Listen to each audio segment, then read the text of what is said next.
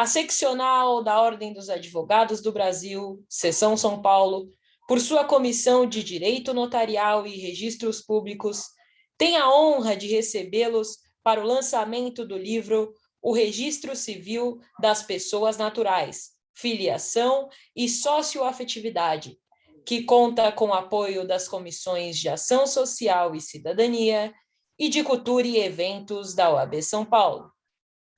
Este evento compactua com os Objetivos de Desenvolvimento Sustentável da ONU. Agradecemos e saudamos as autoridades que compõem essa mesa virtual, os participantes e todos aqueles que contribuíram com a campanha do agasalho.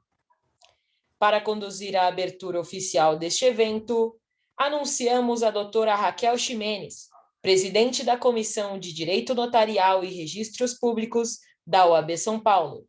Doutora, uma boa noite, a palavra é sua. Boa noite a todas, boa noite a todos. É uma honra estar aqui em mais um evento da nossa Comissão de Direito Notarial e de Registros Públicos da OAB São Paulo, e hoje para um importante evento. Na data de hoje nós vamos tratar sobre o mais recente lançamento da doutora Daniela, que é o Registro Civil, vou mostrar, né? Afinal eu tenho o meu livro aqui, o Registro Civil das Pessoas Naturais, falando sobre a filiação e a socioafetividade. Nem vou falar muito sobre o livro, porque não teria condições de trazer todo esse conteúdo aqui, mas a doutora Daniela vai falar. Eu gostaria apenas de apresentar os nossos participantes aqui da mesa. Doutora Daniela, autora do nosso livro, vice-presidente da ARPEN São Paulo, registradora civil aqui em São Paulo, 21º cartório. Doutora Karine Bozelli, registradora civil no Ipiranga, também da ARPEN São Paulo. Doutor professor João Aguirre, sempre aqui também presente aqui conosco nos eventos da OAB. Gostaria de agradecer a presença de todos vocês.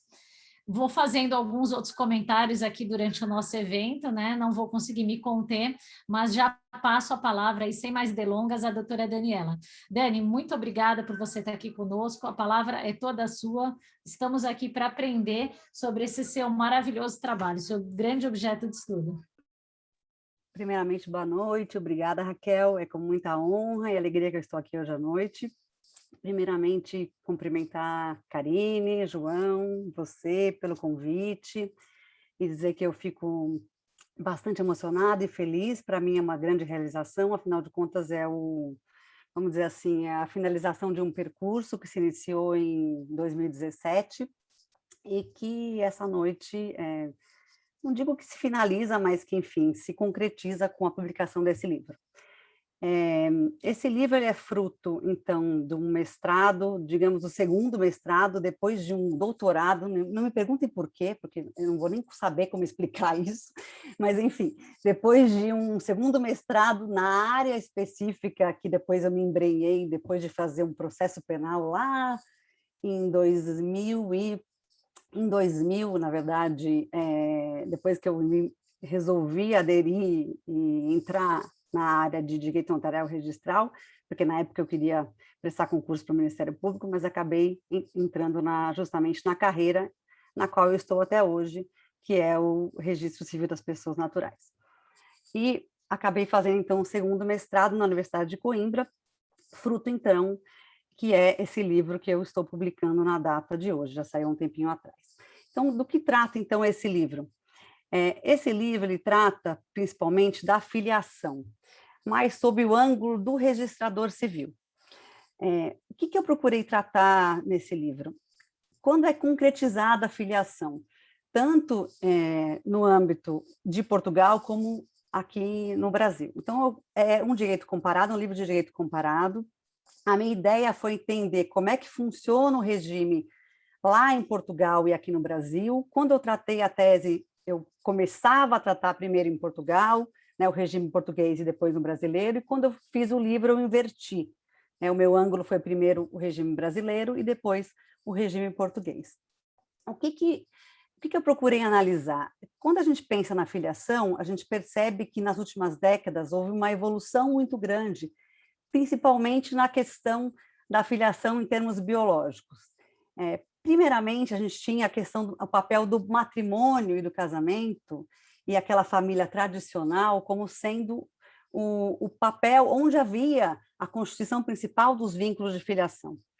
E isso ainda acontece em Portugal, né? O papel do biologismo e aonde se funda esse vínculo ainda é muito forte quando se pensa no regime português.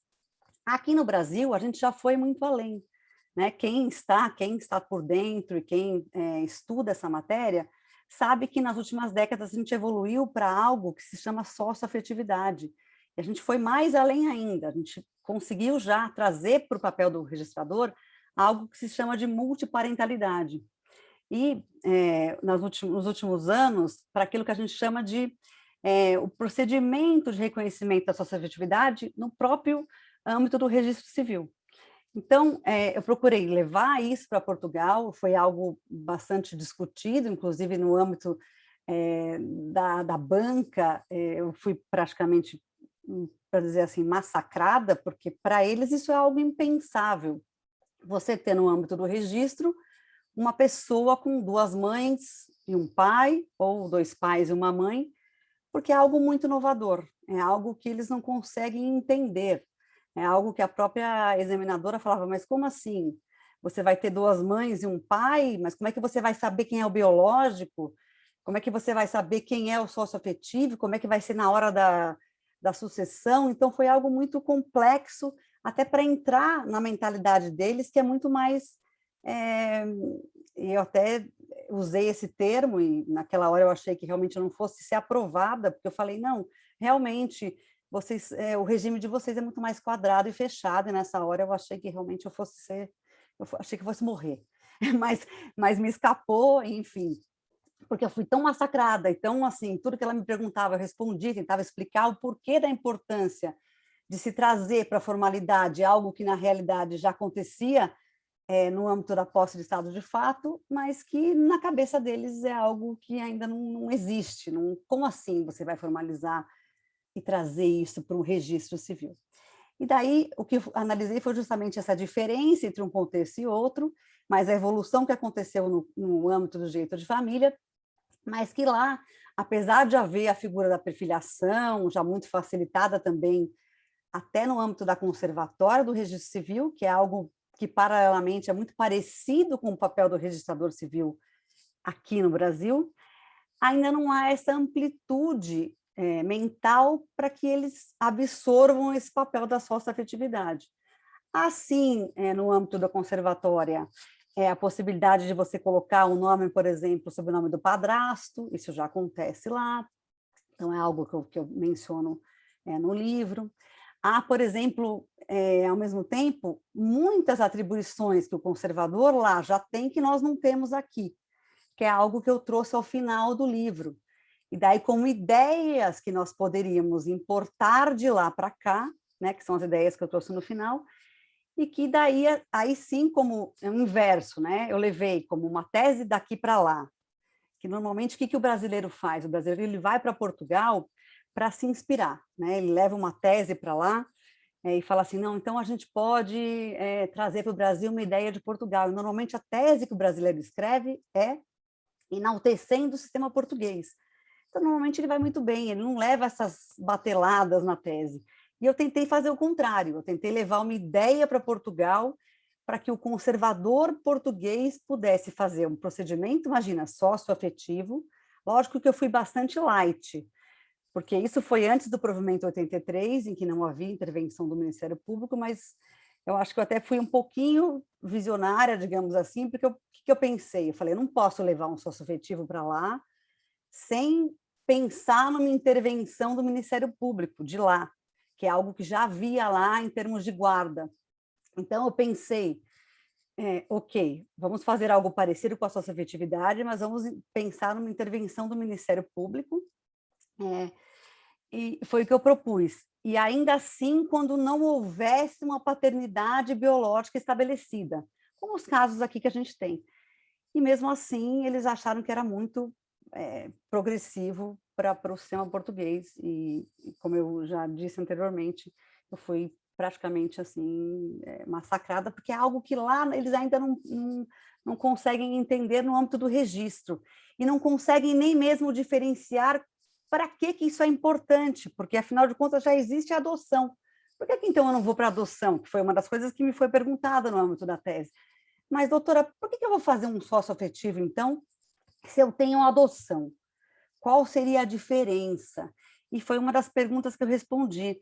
Eu falei, a diferença é que o pai biológico pode aparecer, né, num segundo momento, pode querer também fazer parte da vida dessa criança, e não só. E daí eu dei um exemplo que eu acho, um caso que eu trouxe, que eu acho bastante interessante, e foi um dos julgados até que inspirou a nossa socioafetividade aqui, que é o seguinte: um pai, que um caso, é um pai que logo em seguida à morte da mãe biológica, acho que foi um ano depois que a mãe biológica faleceu, refez a vida dele, né? E essa mãe socioafetiva, 10 anos depois que já convivia com essa criança, entrou na justiça para que justamente pudesse ter o nome dela acrescido a esse registro. Só que essa criança, ela conviveu durante 10 anos, tanto com a mãe socioafetiva, como com os avós biológicos, que não queriam, por óbvio, serem extirpados daquele registro de nascimento. Então, como é que você vai trazer a adoção para resolver esse caso? Me parece um caso bastante emblemático, foi o que eu trouxe naquele caso específico para aquela examinadora portuguesa. Eu falei, como é que você vai resolver esse caso específico com uma adoção? Você vai tirar o nome daquela mãe? Primeiro, não pediu para morrer, né? Nesse caso específico, a mãe, ela faleceu no ato do parto. Ela faleceu no momento do parto. Um ano depois, então, aquela criança teve a sorte, a meu ver, de ter a possibilidade de ter uma nova mãe, sócio-afetivo. O pai refez a vida dele. 10 anos depois, eles vão à justiça. A mãe pede para que tenha, então, uma sócio-afetividade reconhecida na justiça. E como é que você vai resolver isso com a adoção? Você vai dizer simplesmente, exclui-se aquela mãe biológica do registro, exclui-se os avós biológicos do registro, então, quer dizer, não vai ter direito à herança. Não dá, é algo que não se resolve com a adoção. Precisamos de um novo instituto, uma abertura mental que só a sócio-afetividade vai trazer. E daí, naquele momento, ela ficou me olhando e não sabia como responder. E foi ali que eu perdi um pouco a calma, vamos dizer assim, porque ela já estava há uns 40 minutos só me bombardeando. E foi aí que eu dei a resposta de que eu não sabia mais como juridicamente responder a ela, e eu disse, realmente eu acho que o direito português não é um pouco, talvez seja um pouco quadrado, e aí eu parei. E ela parou de me fazer pergunta e eu fui para um outro examinador, que era o presidente da banca. E, enfim, e continuando para falar um pouco do livro, e daí que eu paro, que eu acho que eu já falei demais, no final eu falo, então, de alguns outros procedimentos que eu acho que seriam muito interessantes a gente trazer para cá. E daí eu acho que daí a gente entra um pouco na área da doutora Karine, que está aqui junto com a gente, que é a questão da reprodução assistida e das diferenças que existem entre Portugal e o Brasil. O que acontece? Portugal, ele admite, sim, em tese, os procedimentos de reprodução assistida, mas ele traz muitas, até por uma questão religiosa e tudo mais, muitas complicações. Houve até, não é tão recente, mas foi em 2019, uma decisão do Tribunal Constitucional português, em que eles colocaram tamanhos entraves e dando até a possibilidade de que a mãe, que a gente chama de geratrix, até o último momento até pudesse voltar atrás.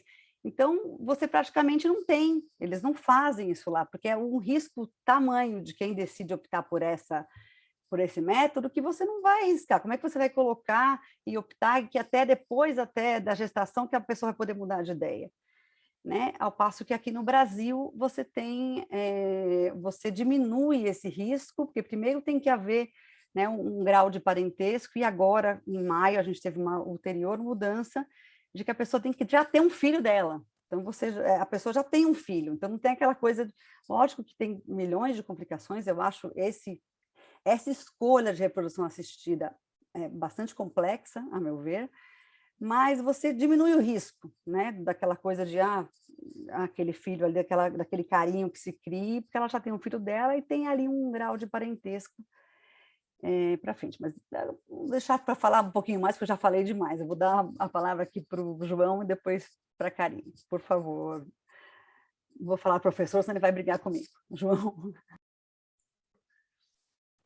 Bom, primeira, muito boa noite a todas e a todos.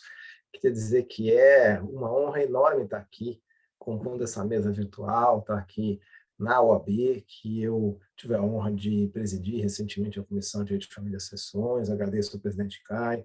Estar aqui a convite de queridas amigas, a doutora Karine, a doutora Raquel, muito obrigada pelo convite, para festejar uma obra que eu fiquei, assim, muito, muito feliz de receber e de poder ler a obra, né? Começar a ler a obra, porque eu achei que foi uma obra que merece toda a atenção, que é a obra da doutora Daniela.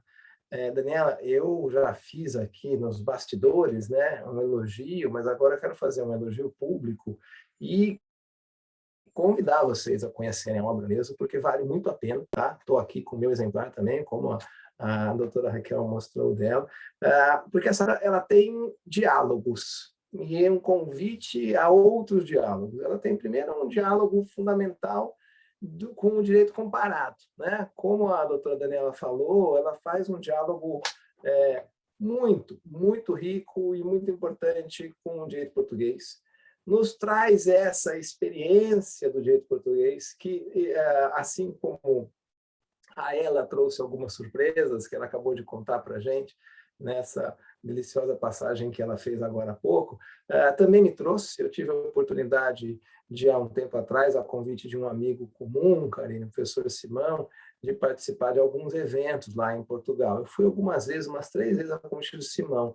Num dos eventos lá em Coimbra, eu tive a oportunidade de falar sobre o direito de família e estava sobre a questão relacionada às técnicas de reprodução assistida, filiação, e também, Daniela, também senti esse mesmo impacto. A gente fala, não, a Europa está sempre mais adiantada, a gente tem aquele complexo meio de vira-lata, né?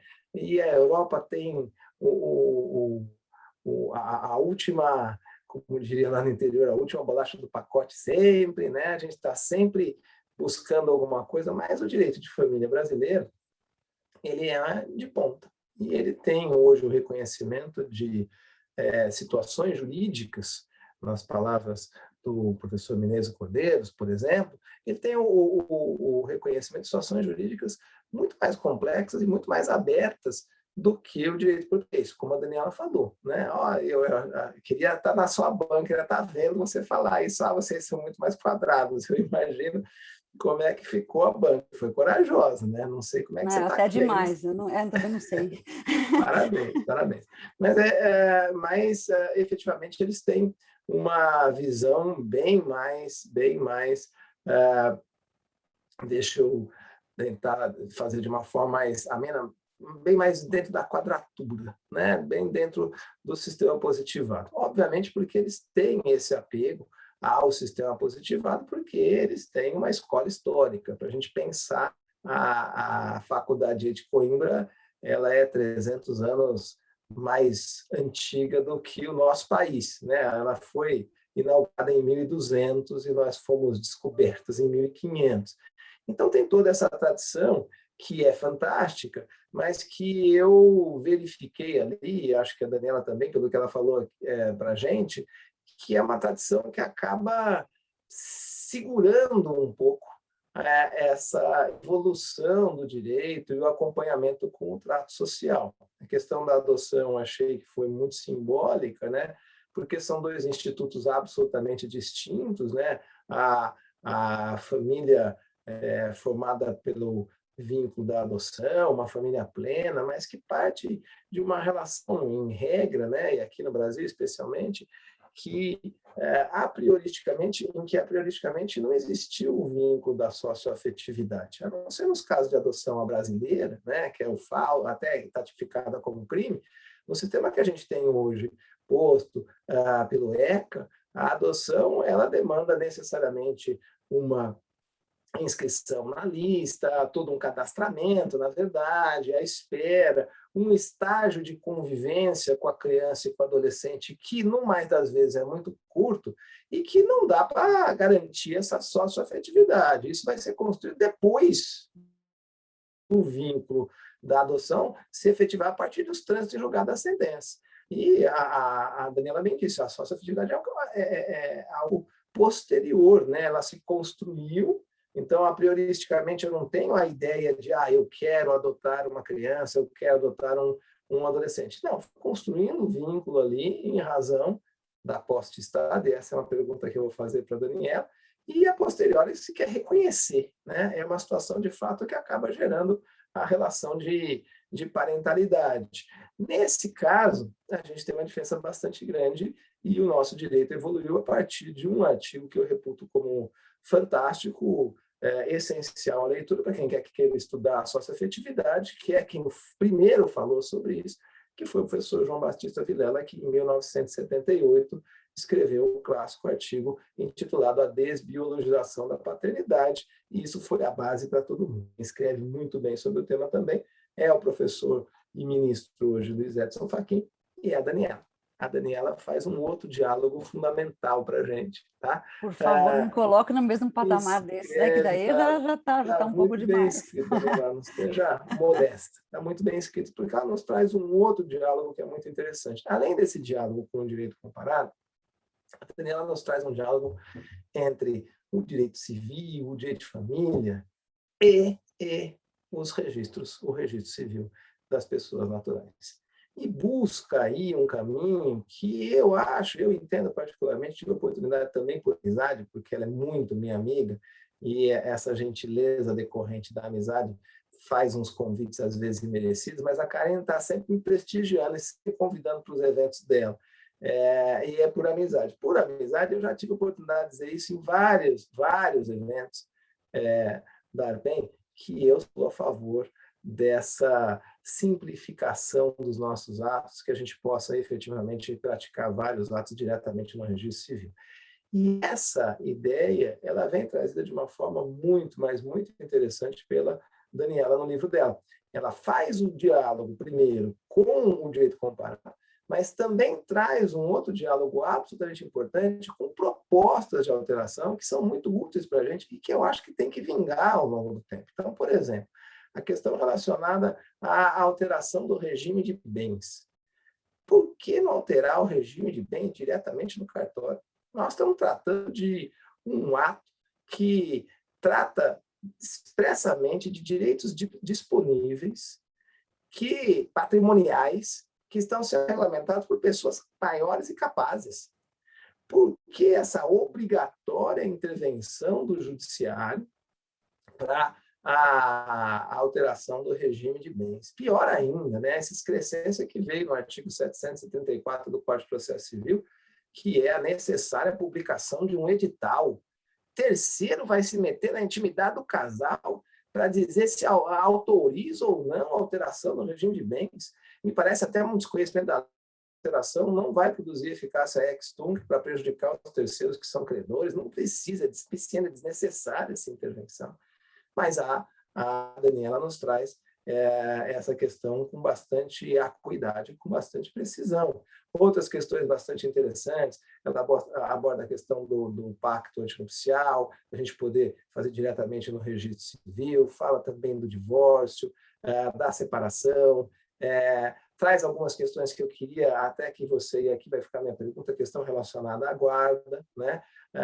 A sua ideia da guarda seria exatamente nos moldes, e ela escreveu antes, hein? Ela escreveu antes do provimento 83 do CNJ, que trouxe para o reconhecimento da parentalidade socioafetiva a necessária intervenção do Ministério Público. A questão da guarda para preservação. Então, vou fazer duas questões aqui para parar de falar que eu falei demais. A questão da guarda para para que a gente solucionasse isso diretamente no registro civil. Haveria também, na sua ideia, essa intervenção obrigatória do Ministério Público? Essa seria a minha primeira pergunta aqui para a gente debater. E a segunda pergunta é a seguinte: você entende que para a parentalidade socioafetiva eu preciso efetivamente comprovar aqueles 3 requisitos da posse do estado de filiação, que você fala no seu belíssimo trabalho? O nome, o tratamento, fama ou reputação?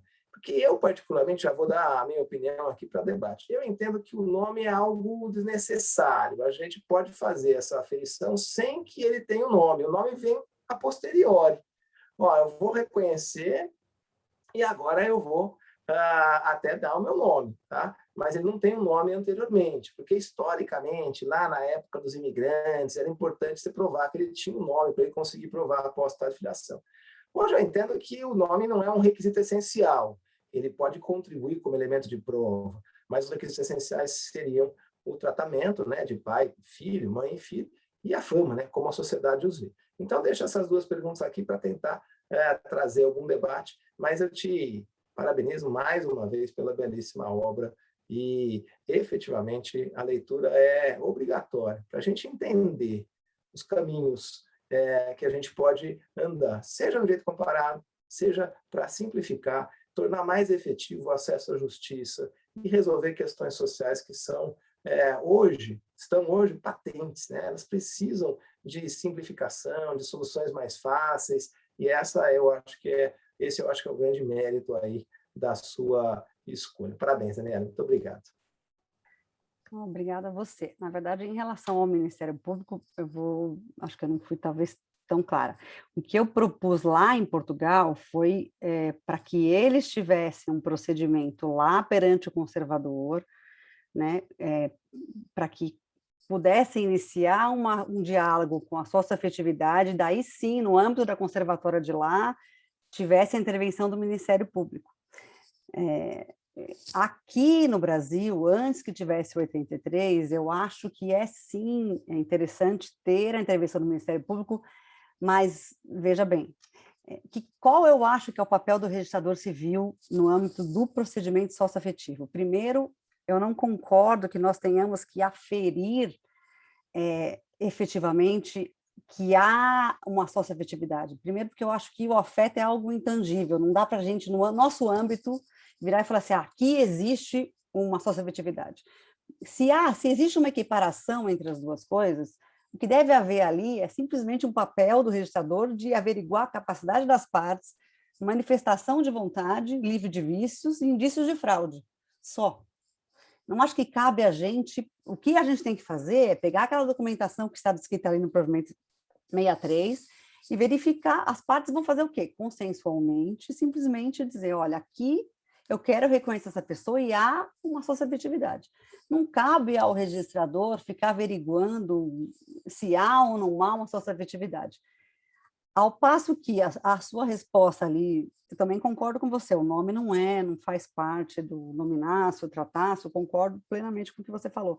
Mas eu não acho que cabe ao registrador averiguar ou não se tem um afeto. A mim me parece que é algo intangível de se verificar. A gente tem indícios, sim, concretos, mas me parece que no momento que a gente equipara as duas coisas, a socioafetividade com o biologismo, é complicado a gente, através de indícios objetivos, simplesmente dizer aqui existe socioafetividade ou não.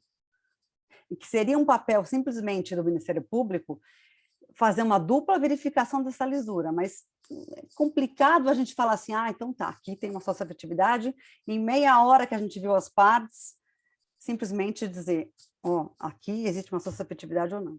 Na minha opinião, nosso papel seria averiguar se há ou não uma fraude, entendeu?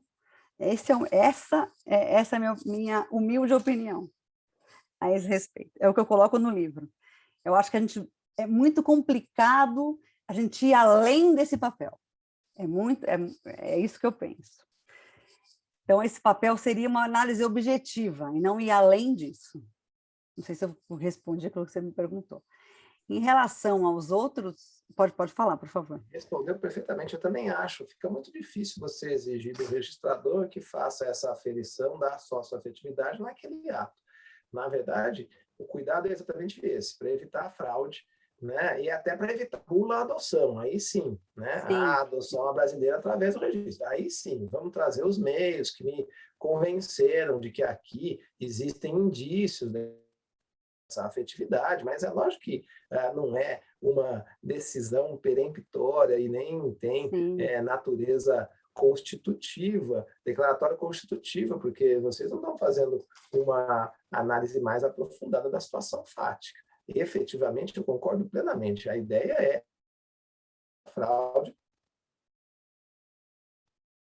Por isso, essa necessidade de buscar alguns elementos, aí a intervenção do Ministério Público. Estou, assim, concordando 100%, como não poderia deixar de ser. Eu acho muito complicado a gente dizer que a gente tem, até inclusive a gente tem que fazer um documento que toda vez que eu faço, eu me pego lendo aquilo, relendo, que a gente atesta a presença da socioafetividade. Eu acho aquilo, assim, me pesa toda vez que eu faço aquilo. Como é que eu vou atestar a presença da socioafetividade? É algo muito complexo. Eu posso atestar que eu averiguei a capacidade das partes, que a manifestação de vontade é livre de vícios, que eu não vi indícios de fraude, mas atestar a presença de uma socioafetividade me parece algo que está além daquilo que, né, não sei. Toda vez que eu fiz já vários procedimentos, e, aliás, toda vez que há um procedimento de socioafetividade, infelizmente diminuiu muito com a questão do provimento 83, porque a gente colocou um limite ali dos 12 anos, que eu concordo, acho que em parte, eu acho que a gente colocou um limite, que é outra coisa que eu coloco no livro, a gente colocou uma faixa, um limite etário, tudo bem para ouvir a criança, em linha até com o que está na Convenção Internacional, para a gente poder ouvir, até acho que tem um sentido, mas eu acho que a gente limitou demais. E diminuiu demais, a gente tinha muitos outros procedimentos. O que acabou acontecendo? As pessoas vão ao cartório e falam que são pais biológicos. É simples, eu já ouvi isso fora do cartório. A pessoa vira e fala assim, eu sou pai biológico. Ok, e daí você inibiu o quê? Não inibiu nada. A gente só pegou de um lado e jogou no outro. E acha que a gente resolveu um problema. E daí, então, eu acho que a gente, não sei se a gente andou muito bem com esse provimento 83. E em relação, só a última coisa que você falou em relação às ideias, eu penso que a gente poderia fazer um pouco daquilo que já há na conservatória, um sistema que funciona muito bem, que é trazer para o registrador civil, que tem a plena capacidade e condição de fazer, por exemplo, o regime de alteração de bens. A gente acolhe a manifestação de vontade no próprio âmbito da habilitação de casamento. Então, havendo consenso entre as partes, podemos fazer um procedimento simples, como você falou, vale dali para frente, não tem sentido nenhum, né?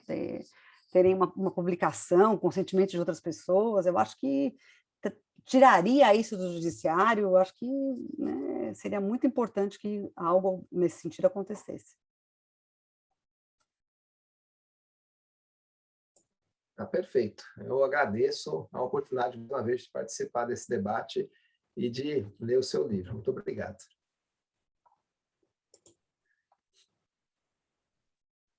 Acho que agora a gente pode... Dani, quer falar alguma coisa ou podemos já passar para a Karine?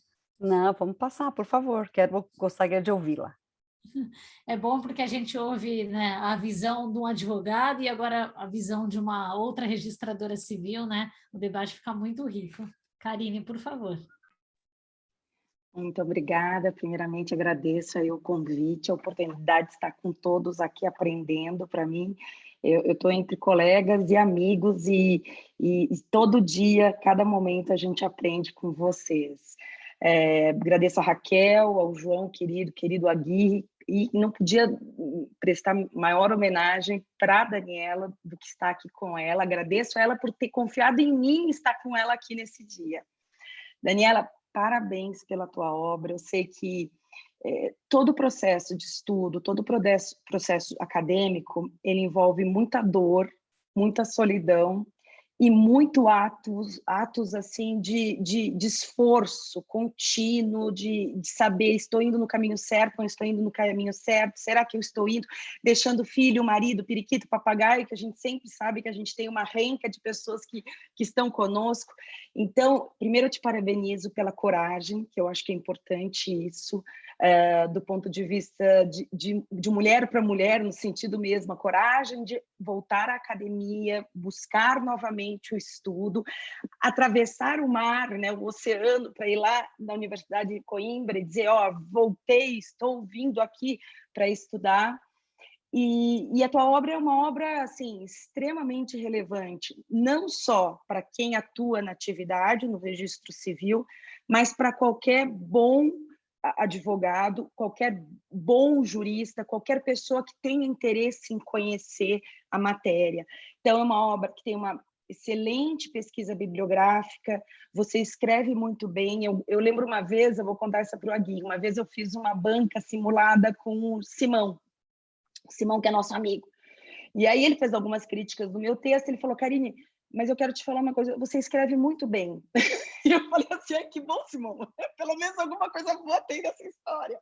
Então, você escreve muito bem, então a tua escrita é uma escrita que envolve aquele que lê, que gosta, que quer conhecer, você trata os temas com profundidade, ao mesmo tempo com leveza. Isso eu acho muito interessante para quem procura sempre trazer algo novo, algo a se pensar.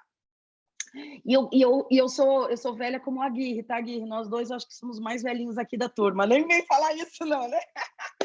Mas na hora que a Daniela começou a falar, me veio uma frase que eu lembro do texto do professor João Batista Vilela, mineiro da Federal de Minas Gerais, e que ele começa assim: a paternidade em si mesmo não é um fato da natureza, mas um fato cultural. Quantos de nós aqui, eu sou do interior do Rio Grande do Sul, nós tínhamos uma família, vamos dizer, biológica, o pai, a mãe, tinham os filhos, e sempre tinha ou um agregado, que era um primo, que ele não tinha condições de estudar no interior, então ele vinha e compunha aquela família, e era considerado, e os sobrinhos chamavam ele de tio, em vez de dizer que ele era primo. Então, esse vínculo cultural é muito presente na nossa sociedade brasileira. Eu gosto de falar o seguinte: se existe uma sociedade hoje que é multicultural, essa sociedade é a sociedade brasileira.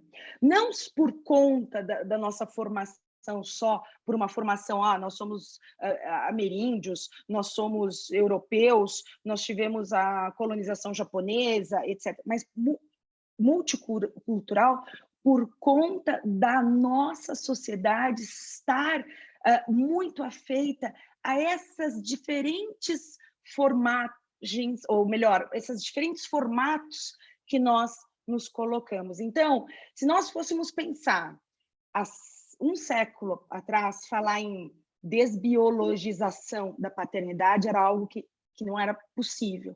Se nós formos pensar há 5 anos atrás, certo? Mudança de prenome e gênero diretamente no registro civil era algo impensável. Então, eu estou falando de uma situação de 100 anos para uma situação de 5 anos. E hoje nós temos esta realidade. Então, eu digo assim, nós somos um pouco esponja, nossa sociedade. Então, a gente vai aglutinando novos conceitos, novas situações, novos modelos familiares. Então, hoje nós discutimos o que é família, né, João? O que é família? Já se discute, inclusive, se eu não tenho uma relação de vínculo familiar com o meu pet, com o meu cachorrinho. E se estabelece, inclusive, em decisões de divórcio ou escrituras públicas de divórcio, a guarda do pet. E já tem mais, o registro do pet com a certidão de registro dele para dizer quem é eu não vou dizer pai, porque eu não vou dizer essa relação, mas o vínculo ali de afeto, porque existe um vínculo de afeto. Então, hoje o afeto já não tem mais a figura biológica, hoje em dia a gente não tem mais essa figura do afeto só vinculada ao ser humano e os seus pets, as suas os seus animaizinhos. Então, é importante entender isso. Uma vez um professor me disse assim, a gente sempre olha a história como se fosse uma evolução. Sempre acha que a história é uma evolução. Porque a gente sempre acha que o antes era pior e que agora é o melhor. Eu boto um primeiro ponto de interrogação para todo bom estudioso de direito de família. Para onde vamos? Como será a família? Como será constituída este conceito tão volátil? Certo? É a família poliafetiva, é a família multiparental, é a família mosaica. Eu lembro de um filme que eu assistia década de 50, Os Meus, os Seus, os Nossos. Era um casal divorciado, eles tinham 6 filhos. Vocês tudo assistiram a Sessão da Tarde, porque esse filme é antigo. Tem 2 versões, na verdade, né? Tem uma que é a francesa e depois tem a americana, sei lá qual. Tem várias, tem até aquela da década de 50 que agora virou, depois foi anos 2000. Mas era assim, eram os meus, os seus e os nossos.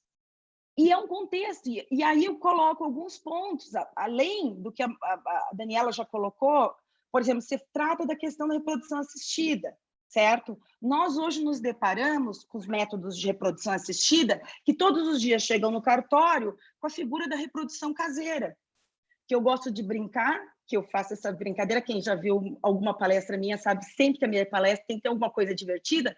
Imagina que eu vou numa rave, Aguirre. Você está lá na rave. Gostei de você, você gostou de mim, a gente vai lá. É melhor você não ir, João. Na rave com a Karine não vai dar certo. Não vai na minha rave. Só que eu tenho uma companheira, que é a Raquel. Eu fui na rave dizendo o seguinte, olha, eu estou no meu período fértil, Raquel, eu quero Sobrou para mim. Ou pode ser você também no período fértil, vai. Eu vou lá no meu período fértil, encontro o Aguirre, pisco olho para ele pisca olho para mim. Eu olho, Raquel, se afasta que nós vamos ter um filho. Ela falou, jura, Karine, juro, mas não é, calma, é seu também, mas eu vou fazer o ato com ele, certo?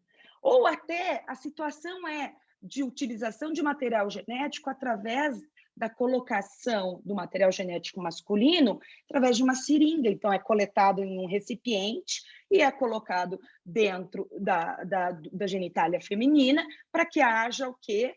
A fertilização. Sem os métodos de fertilização, ou seja, sem os métodos de reprodução assistida devidamente estabelecidos pelo Conselho Federal de Medicina.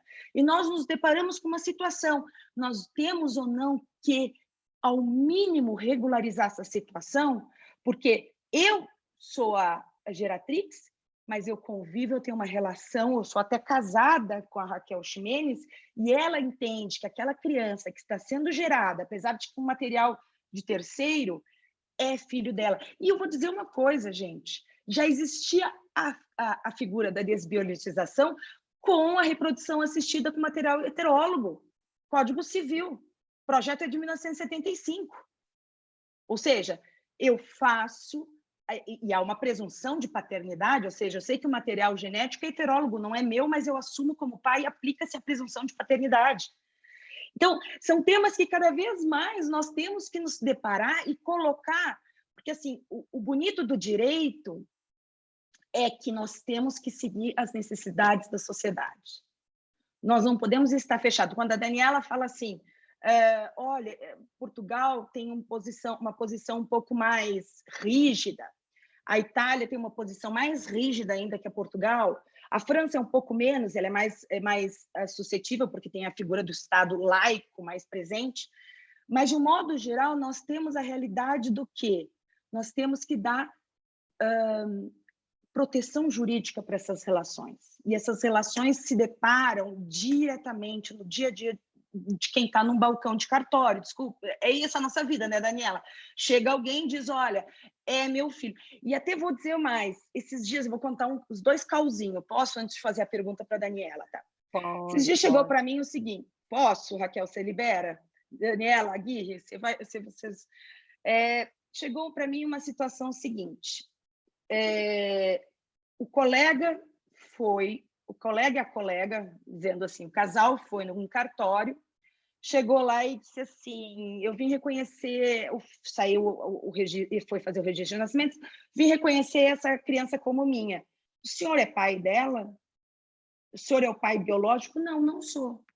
Então não pode ser, porque é provimento 63, com alteração do provimento 83, o reconhecimento socioafetivo na esfera extrajudicial só a partir do 12º ano do registrado. O que ele fez? Ele saiu daquele cartório, ele foi no cartório Ipiranga. Foi no cartório Ipiranga, ele já chegou com a história pronta. Olha, eu sou o pai biológico. Então, eu entendo a crítica que nós tenhamos em relação à análise, ou seja, a análise que nós temos que realizar nesses procedimentos, no ato de perfiliação, mas nós temos também que analisar um pouco melhor para que a gente não acarrete situações de fraude, como um caso que eu tive antes de entrar no cartório, mas que depois repercutiu comigo. Estrangeiro foi reconhecer o filho, para quê? Para que ele conseguisse a permanência, o visto permanente de residente.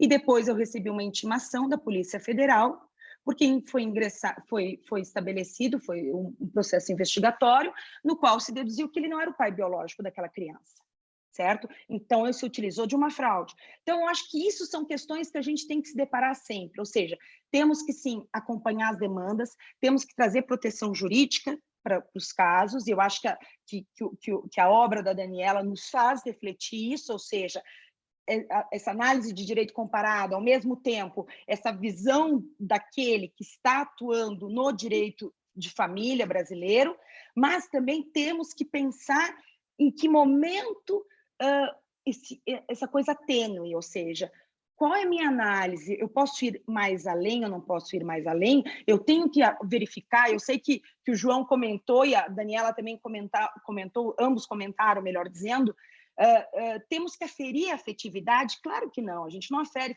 afetividade, não existe um afetômetro, né, que eu boto debaixo do bracinho da criança e digo, chegou aos 38 graus de afeto, é a socioafetividade. Mas eu acho que a gente precisa, sim, o provimento estabelece alguns requisitos que vieram a dar conforto, não só para o registrador civil, mas, sobretudo, gente, para a situação jurídica que se põe, para que não haja uma situação de fraude ou desrespeito ao ordenamento jurídico brasileiro. E por conta do ordenamento jurídico brasileiro, eu vou fazer duas perguntas bem tranquilas. Prometo, Daniela, não vou ser carrasca. Ela até brincou, nossa, parece que eu estou numa banca hoje. Não, a gente está entre amigos a gente pode falar qualquer coisa. Primeira coisa, o artigo, há uma discussão em relação à figura do procedimento do reconhecimento da filiação socioafetiva. Porque se discute se pode se manifestar, porque o reconhecimento da filiação biológica, lá do 1609, do Código Civil, fala que você tem instrumentos para que possa ser feita o reconhecimento biológico. Professor João Aguirre, professor de Direito de Família, me corrija se eu estiver errada com os casos. Ou você faz por instrumento público, ou você faz por instrumento particular, ou você faz por testamento, ou você faz de forma incidental. E o exemplo todo mundo dá, lá no processo judicial eu falo que o fulano é meu filho, e indiretamente a gente pega a certidão daquele processo, a certidão de objeto e pé daquela peça, daquela audiência, e leva no cartório de registro civil e faz o procedimento de reconhecimento de paternidade. Esse é o procedimento de reconhecimento socioafetivo, biológico, nos termos do artigo 1609, combinado com o provimento número 16 do Conselho Nacional de Justiça. O artigo 11 do provimento 63, com a redação do 83, estabelece necessariamente que esta análise, ou seja, da socioafetividade, deve ser feita pelo oficial de registro civil ou via testamento. Minha dúvida: primeiro, posso declarar socioafetividade em instrumento particular, instrumento público, como o artigo 1609 estabelece? Segundo, posso me utilizar destas figuras do 1609 e aí me utilizar, por exemplo, de um advogado, uma interposta pessoa para declarar a mim, ou seja, eu nem vou utilizar das hipóteses do 1609. Eu nomeio o meu advogado, o doutor João Aguirre, o AB Não, o AB dele é 450 mil, ele é jovenzinho, muito jovem. Posso me utilizar dele para manifestar a socioafetividade, e aí vocês vão entender por que eu acho que a participação do registrador civil, a partir da dúvida que eu estou colocando, não é uma participação tão singela. O que você acha, Daniela? Então, eu acho que do jeito que está hoje colocado no provimento, não. Minha resposta vai no sentido de que não. Mas não porque eu acho que a gente tem que ter o afetômetro, como você colocou aí, sei lá, coloca um termômetro para ver se tem um afeto ou não. Não porque muda, né, o papel do registrador, porque ele tem que aferir o afeto, mas porque existe, não sei se felizmente ou infelizmente, existe ali uma necessidade de participação do oficial, do preposto por ele escolhido, de verificação, de averiguação dessa capacidade, dessa manifestação de vontade, dessa situação de existência de fraude ou não. Pessoal, deve existir ali um procedimento que envolve, sim, a necessidade de participação direta. Não dá para apresentar um papel, não dá. Ainda é uma situação diferente, né? A socioafetividade ela envolve, sim, um procedimento diferente, que não é só apresentar incidentalmente. O testamento, eu não vejo, não está no provimento, mas eu acho que ainda assim necessitaria de uma ação judicial, porque não está previsto ali no provimento 63. Eu acho que o provimento, ele prevê, na alteração do provimento 83, ele prevê só essas duas hipóteses, ou seja, testamento? Pode por testamento, ele estabelece isso, a revisão dele, mas o ponto é, uma vez que é tão importante a participação do oficial? Eu acho que por isso, porque a gente tem que averiguar, sim, porque o nosso papel é importante. Alguma coisa tem, não é uma meramente qualificação. E essa qualificação não é um atestado de verificar se há afeto ou não, mas traz uma figura de rigidez ao sistema, inclusive para verificar a situação de que pode ser que não haja afeto, certo? Porque, claro, é uma entrevista que se faz ali, é uma entrevista, a gente faz uma entrevista, como se eu estivesse escolhendo uma declaração. Eu não quero discordar de você, Cá, mas eu acho que não é bem que não há afeto, mas eu acho que, às vezes, pelo menos que eu me deparei... Uma fraude, uma situação que você não tem uma fumaça de bom direito. Eu entendi o teu contexto. Claro, mas eu acho que é importante essa atuação com essa sensibilidade, inclusive para entender que há algo que não está batendo. E outra coisa que eu queria comentar contigo, e eu acho que é importante, que nós estamos diante dessa realidade, eu já falei um pouquinho da figura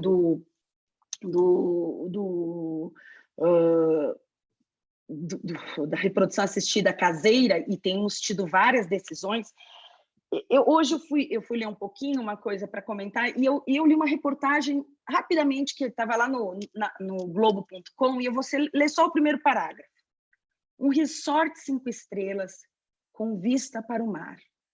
Praias de areia branca que se perdem no horizonte. Céu azul da aurora ao entardecer. E um procedimento de fertilização artificial no final do dia. O que nós temos hoje? Nós temos a figura do turismo procriativo. E esse turismo procriativo, o que ele estabelece? Eu busco alguns ordenamentos jurídicos que flexibilizam a utilização de técnicas de reprodução assistida. E no momento, e aqui eu não estou dizendo, eu vou fazer as honras ao meu orientador. Até a última frase eu estava querendo ir para esse lugar. Depois da última frase eu falei, não estou mais.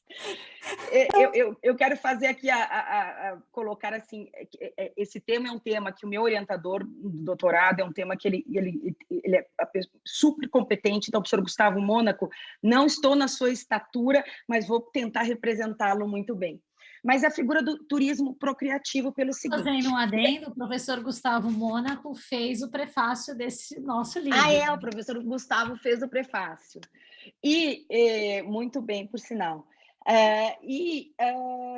Uma reportagem sobre os paraísos de turismo procriativo, e, no caso, a Espanha, um deles, tem a Índia, tem Sudeste Asiático, agora eu não me recordo, etc. Mas eu lembro bem da Espanha, me deixou surpresa por conta, de novo, daquela sociedade que nós comentamos um pouquinho aqui, a sociedade arraigada aos costumes, é uma figura muito próxima da religiosidade, etc., mas, ao contraponto, uma flexibilização dos métodos de reprodução assistida. Então, imagine 2 pontos que me preocupam. Imagine que são utilizadas técnicas de reprodução assistida que, segundo o nosso ordenamento jurídico, ferem a nossa ordem pública. Então, aquela criança é filha da minha irmã, certo? Com material genético meu e do meu pai. Vamos colocar uma coisa bem louca, certo? Ou seja, o marido não tem material genético, nem a minha irmã pega o meu material genético com do meu pai. Vamos dizer que na Espanha seja possível.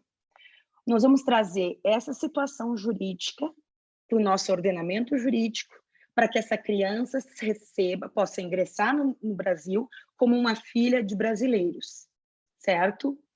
E, mais do que tudo, além dessa situação, ou seja, quais as técnicas lá são aceitas, se haverá ou não ofensa ao nosso ordenamento jurídico sob viés lá do artigo 17 da Lei de Introdução das Normas de Direito Brasileiro, ou seja, ofensa à nossa ordem pública.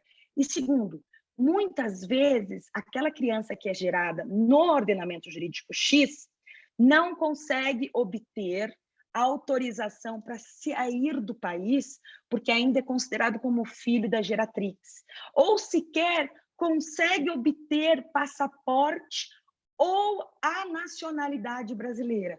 Então, dentro desse contexto todo que a gente tem que pensar em múltiplos ordenamentos, como tratar isso quando nós estamos diante de uma situação no cartório, porque nós já tivemos aqui, ou seja, reprodução assistida realizada no México, em Cancún, vindo o registro a ser feito aqui, porque não foi feito lá. Então, o registro não foi feito nem no consulado, nem na autoridade estrangeira competente, traz a comprovação do nascimento com base numa técnica de reprodução assistida que não equivale àquelas regras que, de acordo com o nosso ordenamento jurídico, são técnicas que deveriam ser, pelo menos, os parâmetros respeitados. Então, com isso, já adianto que eu não respondi isso no livro, hein? Isso aí não foi objeto do meu livro. E já adianto, assim, que também não é a minha praia, mas chutando já aqui o que eu acho que também não é o meu objeto de especialidade, mas sim dessa aí que estava falando antes, da doutora Karine, se não ferir, né, o nosso direito interno, nem os bons costumes, etc., eu penso que devemos registrar. Agora, não diretamente. Eu acho que tem que haver uma autorização. Penso, mas não sei. Você que tem que responder aí, Karine. Não, eu acho que concordo contigo, porque eu acho que isso é uma coisa que a gente vai se debater cada vez mais. E a importância do teu estudo é nesse sentido, do direito comparado, porque nós vamos cada vez mais... Nós vivemos uma sociedade globalizada. Quantas vezes nós nos deparamos com pessoas de outros... Ainda mais essa situação de idas e vindas, aberturas e saídas de populações, refugiados, etc., nós nos deparamos com realidades de pessoas realmente que trazem o seu background, trazem o seu ordenamento jurídico. E aí a questão do turismo procriativo é algo que também há de se pensar, porque tem uma intersecção aí em relação ao tratamento feito aqui no Brasil, ou as regras que o Conselho Federal de Medicina estabelece, e aqueles que são feitos em outro ordenamento jurídico. Algo que eu posso falar bem benéfico em relação ao ordenamento português e que eu adorava, é que, assim, eles são realmente muito organizados e tem tudo compilado. Por exemplo, eles têm um código do registro civil, eles têm uma lei de reprodução assistida, então, coisa que aqui a gente não tem. A gente tem uma norma deontológica, né, uma resolução do Conselho Federal de Medicina e um provimento 63, que foi alterado pelo 83. Então, aqui a gente tem uma bagunça de leis que a gente busca lá e cá. Então, lá eu confesso que eu adorava estudar, porque você pega um código, você pega uma lei, está tudo ali, é fácil, é simples. Então, assim, o que eu percebo no Brasil é que, primeiro, ou a gente não tem lei, ou quando a gente tem lei, ela foi modificada 300 vezes, costurada, tudo bagunçado. Então, assim, é fácil estudar em Portugal, porque ou é uma só, ou é algo que está reunido, tudo num único código. Então, é isso que eu percebi. Eu falei, gente, como é bom quando está tudo organizado, quando é tudo ordenado. A Raquel caiu? Ela não está aqui, é isso? Percebi que ela voltou. Você tinha sumido. Tinha Não sei se... falhado aqui minha câmera. Tá. A única fala que eu estou fazendo, eu acho que depois a gente pode se encaminhar para o fim, até porque o João depois tem que dar uma aula também. Estou dizendo que o que assim, me ficou bastante impresso positivamente, dentre outras coisas, mas a respeito de Portugal, em relação a essa a facilidade que a gente tem em relação às compilações, às leis, né? Aqui a gente não tem nem lei em relação à reprodução assistida. A gente tem uma norma deontológica que já mudou várias vezes, teve a última agora em maio, aí cada vez que muda uma coisa, eles vão acrescentando, muda o nome, daí quando você vai procurar, sai um monte, você fica perdido, não sabe o que está, o que não tem. E a gente não tem, por exemplo, um código. Tudo bem que o Brasil é grande, mas não justifica. A gente não tem... Eu adorava o fato de que tinha um código do registro civil. Aí você vai lá, abre, tá tudo ali, bonitinho, né? É tudo mais organizado, é tudo fácil. Aqui tudo muda. Aí você vê, você procura no Planalto, vai lá, às vezes não é a última lei, daí você vai ver, você está perdido. Então aqui eu sinto essa falta de organização, mas isso somos nós. Esse é o Brasil. Então, isso é uma coisa que eu adorava estudar e percebi que é tudo, né, essa enquadratura, como disse o João, né? Não vou falar de quadra. Agora eu prometo que a próxima vez, se é que eu vou me enfiar algum dia num pós-doc junto com a Karine, que eu já falei que se eu for me enfiar em alguma coisa, algum dia vai ser junto com ela, quando ela terminar o doutorado dela, assim, né, vai ser de uma coisa organizadinha, bonitinha. E, enfim, foi um pouco isso, mas valeu muito a pena, o resultado está aí, espero que todos que estão aqui gostem, possam aproveitar e agradeço muito a presença de todos. Se tiverem algumas perguntas, não sei se tem alguma pergunta ou não, mas estou à disposição. Dani, eu acho que assim, em primeiro lugar, é sempre parabéns mesmo, porque é um trabalho de fôlego, né? Todo mundo da área acadêmica sabe o quanto que exige qualquer trabalho. E quando você chega e fala, poxa, olha que tema bacana, que livro bacana, aqui, ó, 162 páginas. É muito mais do que isso, né? Para você conseguir compilar as principais ideias, fazer a sua linha de raciocínio, trazer todo esse conhecimento para 162 páginas, que é um número de páginas bem razoável já, né? Você precisa de muitas e muitas horas de estudo, né? Então, sim, parabéns aí por todo esse fôlego, por todo o seu estudo, pelo resultado desse trabalho, né? E aí, no seu pós-doc, junto com a Karine... Ela já está colocando, além terminou o doutorado, já está colocando a gente no pós-doc. Aí a gente vai ter que ir lá para, sei lá, Conchinchina, né, Karine? A gente vai se enfiar lá longe. Tô brincando. Eu quero que seja um lugar que seja assim, gostei da coisa de Portugal, que seja tudo compiladinho, que eu consiga ficar organizadinho. Com 1000 obras. Facilita muito, né? Não dá. Ai, ai. Olha, vendo aqui o nosso chat, só tem elogios, né? Claro, né? Como não poderia ser diferente, né? Parabéns, tem muita gente aqui assistindo, tem muita gente bacana aqui, todo mundo, né? Prestigiando você, Dani. Deixa eu ver se temos alguma perguntinha. Muito ponderada, esclarecida, parabéns. O doutor Isaías Ferro falou aqui, fez um comentário aqui, né? Foi inclusive da fala da Karine, por isso que ele mencionou seu nome. Ele diz, Karine, uma criança foi registrada aqui somente em nome da mãe homoafetiva, pois engravidou numa festa. Não sei se foi uma rave, né? Mas foi numa festa. Numa festa com o consentimento da companheira. É o seu exemplo. A mãe que não gestou queria adotar direto aqui no cartório. Faz aproximadamente 2 anos que esse fato aconteceu.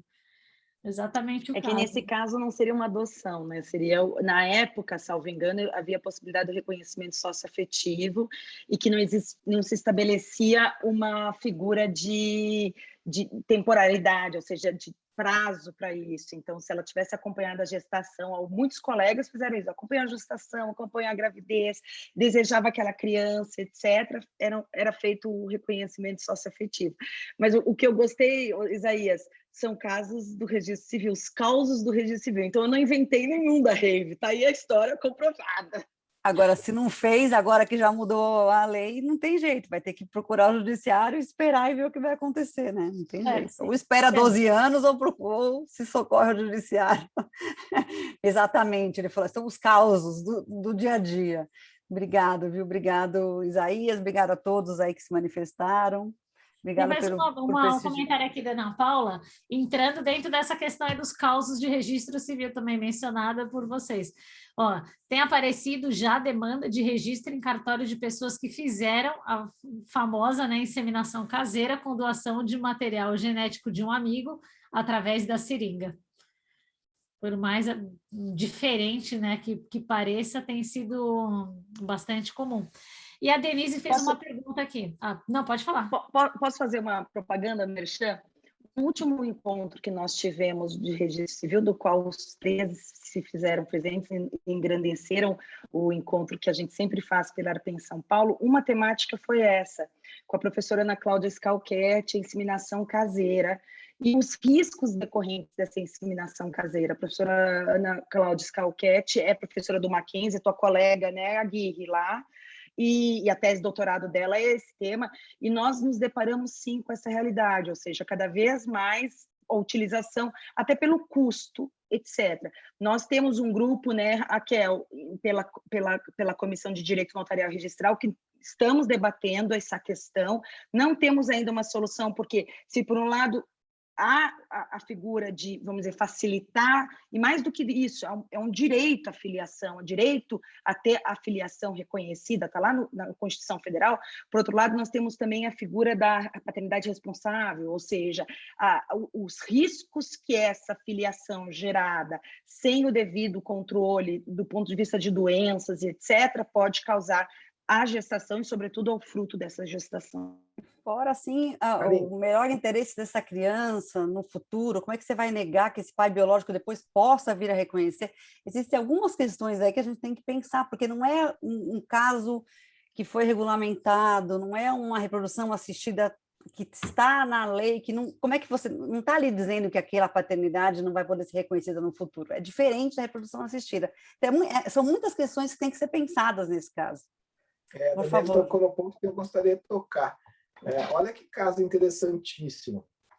Um casal de mulheres, elas se valeram dessa técnica de reprodução caseira. Estava muito caro para usar a técnica a clínica de reprodução assistida, tal.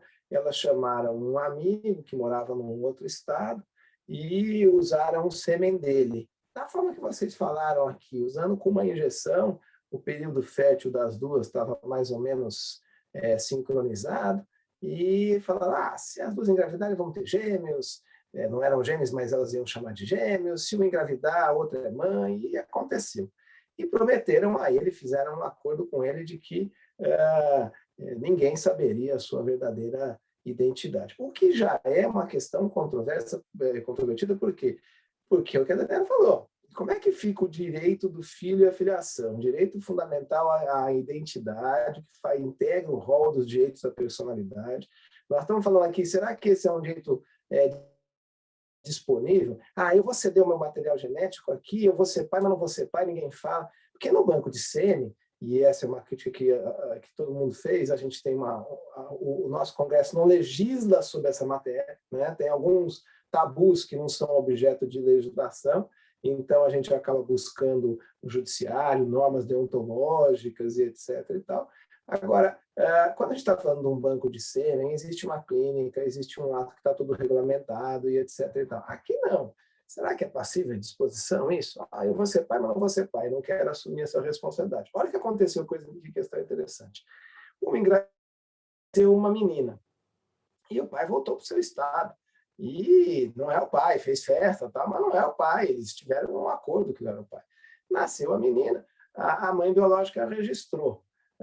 Foi antes do provimento 63, do 83, elas ficaram pensando, vamos ter que reconhecer parentalidade socioafetiva, já a gente faz isso, entra com uma ação, é aquele negócio, né? Vamos entrar com a ação para outra reconhecer como mãe também. Tem uma dupla maternidade aí E acontece que isso não aconteceu juridicamente. Aconteceu de fato. As duas eram mães e a menina chamava de mãe. Só que elas brigaram lá na frente, quando a menina tinha 5, 6 anos. Porque uma delas tinha recebido uma proposta para ir trabalhar em outro estado, queria ir, a mãe biológica. A afetivo falou, não, estamos aqui, não vamos mudar. Tal. Brigaram feio. A que recebeu a proposta um belo dia, chegou, pegou as coisas em casa, quando a outra foi trabalhar, pegou a filha e avião, foi para outro estado. Falou, a filha é minha, não é sua, minha filha é biológica, registral, tal, não tem nada a ver. Obviamente, outra ficou possessa, né? Desconsolada, porque estava longe da filha. Contratou um advogado, o advogado entrou com a ação e colocou toda a história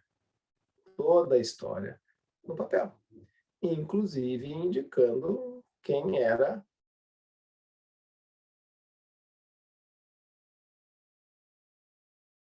Acho que travou.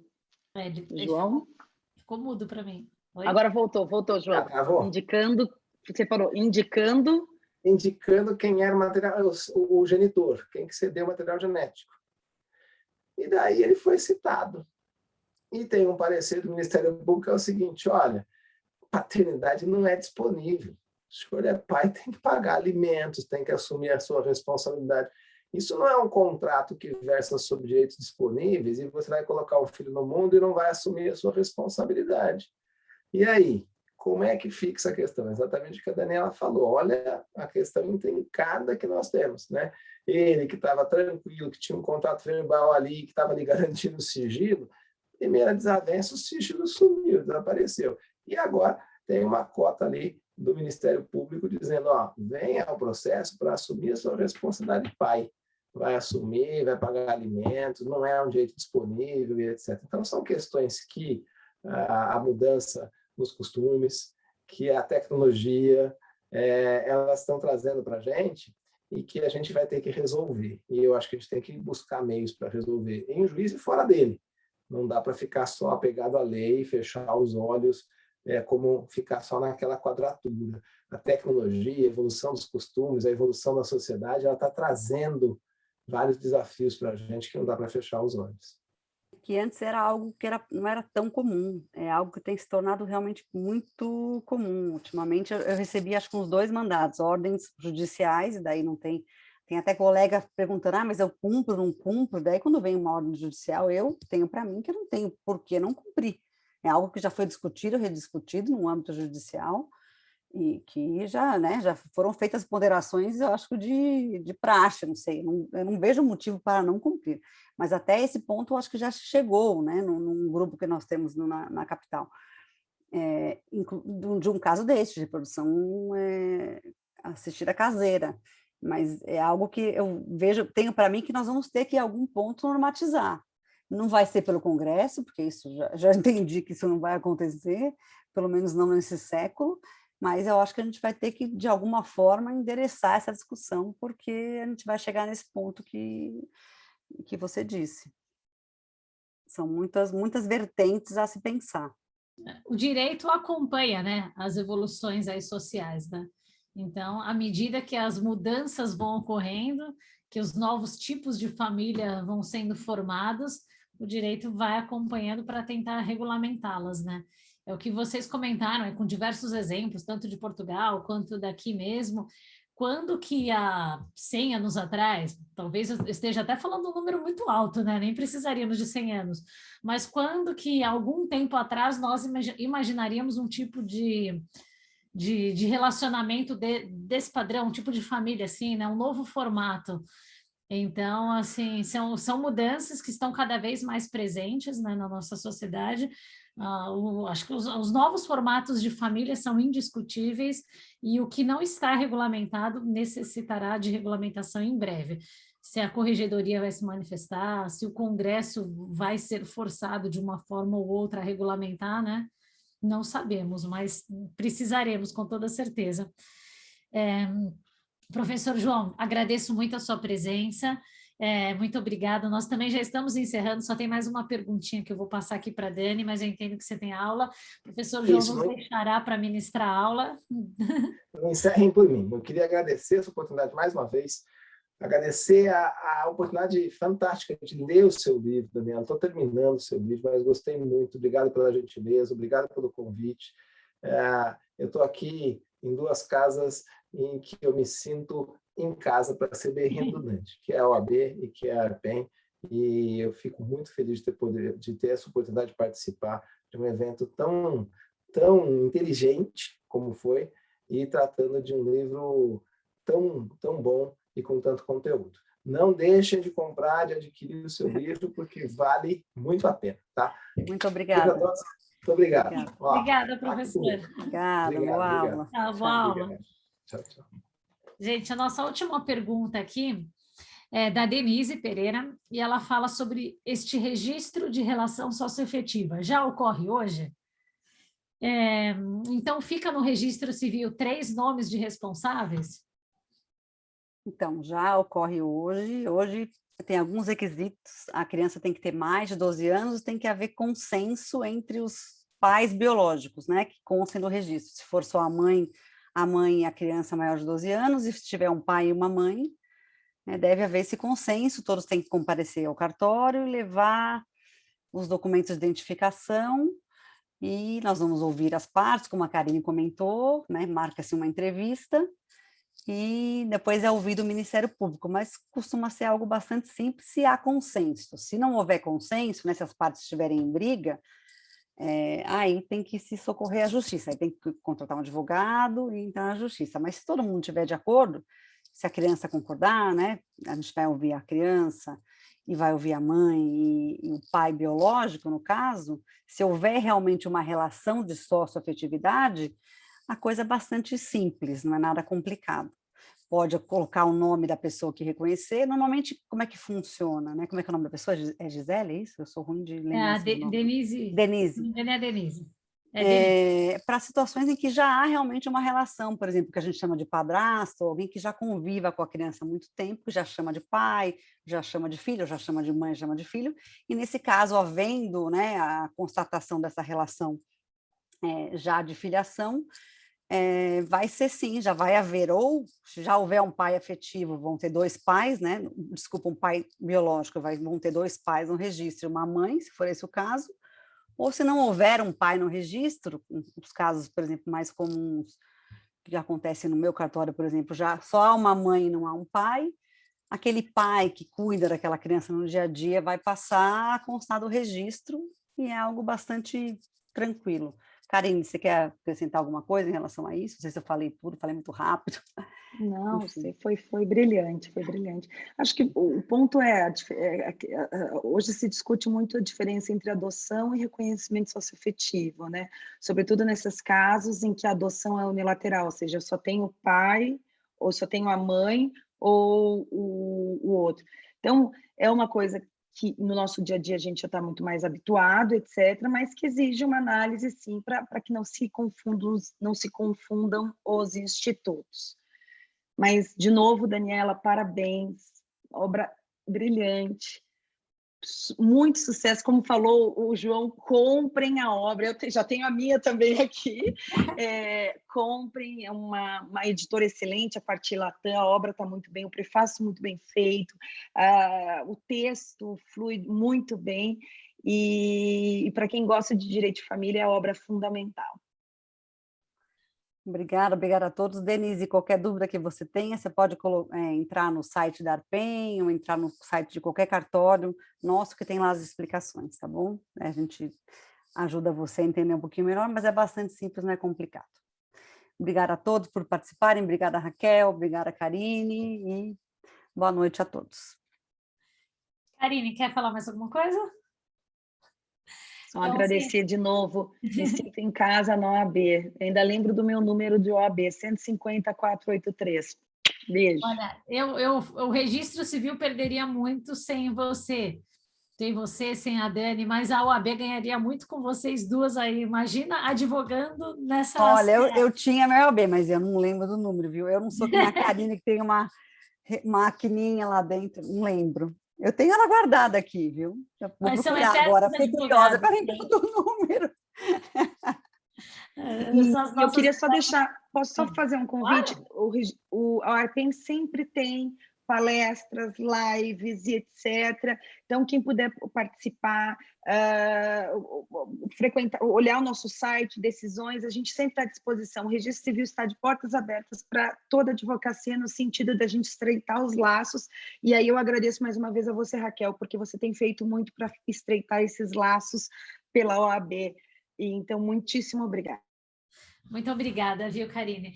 Desde o início, né, esse foi o grande objetivo da nossa comissão, estreitar os laços entre nós, advogados, e os notários e registradores. Nós que atuamos na advocacia extrajudicial, desejamos que cada vez mais as ações sejam mais rápidas, mais eficazes, cada vez mais sejamos compreensíveis, né? Então, eu só posso agradecer também do nosso lado, a Arpen, que sempre está de portas abertas para nós, e nós sempre conseguimos fazer tudo que é possível, né? Na nossa comissão já fizemos convênios também durante a pandemia, então só posso agradecer. Aproveitando, eu até coloquei aqui já no chat o site da Arpen, então para quem tiver alguma dúvida ou puder assistir alguns dos eventos da Arpen, com toda certeza será de grande valia. Portanto, gostaria muito de, mais uma vez, agradecer a presença de todos vocês aqui nessa quarta-feira, para prestigiar a nossa querida Dani com este livro incrível, e realmente foi plagiando as palavras da Karine. Quem gosta de direito civil, quem gosta de direito de família, precisa ter desse livro na sua biblioteca, né? É um manual. O tema é extremamente interessante, o tema é extremamente novo, como nós falamos por aqui, e ainda teremos assim muito campo de discussão, tanto no acadêmico quanto na prática. Agradeço a todos mais uma vez pela presença, agradeço a Dani, agradeço a Karine e declaro aqui encerrados os nossos trabalhos de hoje. Muito obrigada a todos, obrigada, OAB, uma boa noite. Obrigada, boa noite a todos, obrigada.